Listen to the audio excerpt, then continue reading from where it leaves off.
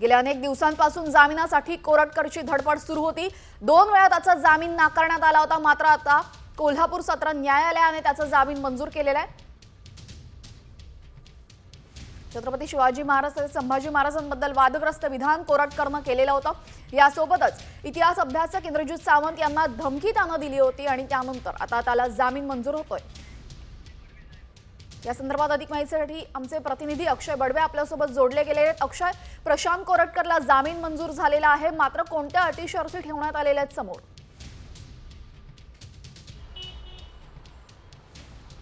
निश्चितपणाने गेल्या काही दिवसांपासून छत्रपती शिवाजी महाराज यांच्याबद्दल आक्षेपार्ह विधान केल्याप्रकरणी आणि तसंच इतिहास संशोधक इंद्रजित सावंत यांच्या धमकी दिल्याप्रकरणी प्रशांत कोरटकर यांना आधी पोलीस कोठडी होती आणि त्यानंतर न्यायालयीन कोठडी होती।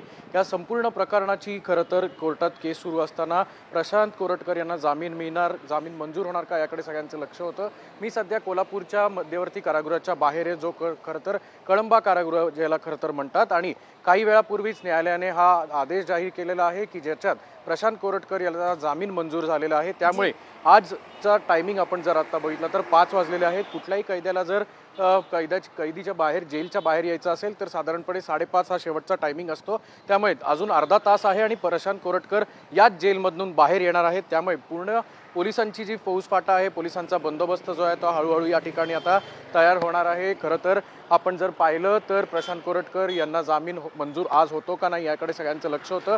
दुपारी 2 वाजता या खरं तर सुनावणीला सुरुवात होणार होती, काहीशी उशिरा या खरं तर सुनावणीला सुरुवात झाली। मात्र आता आपण जर चित्र बघितलं तर कळंबा पोलीस जे खरं तर कोल्हापूरचं सेंट्रल प्रिझन आहे या ठिकाणी आता पोलीस जे आहेत ते दाखल होणार आहेत आणि काही वेळातच प्रशांत कोरटकर याच जेलमधनं बाहेर येतील।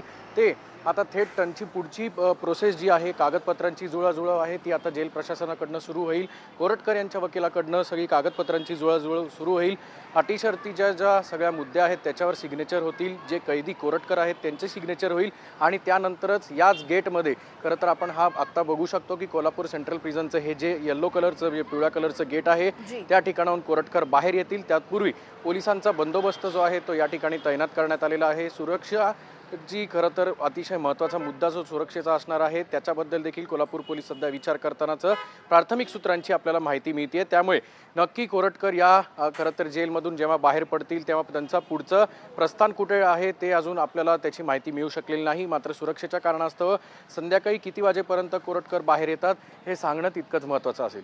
जी नक्कीच, आपण जर पाहिलं तर ज्यावेळेस कोरटकर सापडला होता, अनेक दिवस त्याने गुंगारा दिला होता पोलिसांना आणि त्यानंतर शिवप्रेमींच्या भावना या अत्यंत तीव्र होता। त्याला न्यायालयात नेत असताना शिवप्रेमींनी त्याच्यावर हल्ला सुद्धा केला। त्यामुळे अर्थातच त्याला जामीन मंजूर झाल्यानंतर आता शिवप्रेमींच्या भावना तीव्र असतील आणि त्यामुळे पुन्हा एकदा त्याच्यावर हल्ल्याचा प्रयत्न होऊ शकतो का, त्यासाठी प्रशासनाने काही काळजी घेतली आहे का?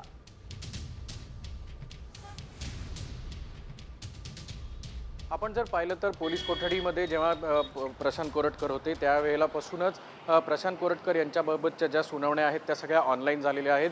सुरक्षेचा मुद्दा लक्षात घेताच कोल्हापूर पोलिसांनी प्रशांत कोरटकर यांना फक्त पहिल्या आणि दुसऱ्या सुनावणीसाठी न्यायालयात आणलं होतं। त्यावेळेला प्रशांत कोरटकर यांच्यावर थेट कोर्टरूमच्या बाहेरच हल्ला करण्यात आला होता। त्यानंतर कोल्हापूर पोलीस प्रशासन असेल यांनी खडबडून कोल्हापूर प्रशासनाकडनं या संदर्भात खबरदारी घेतली जाणार आहे। धन्यवाद आपण दिलेल्या सविस्तर माहितीबद्दल।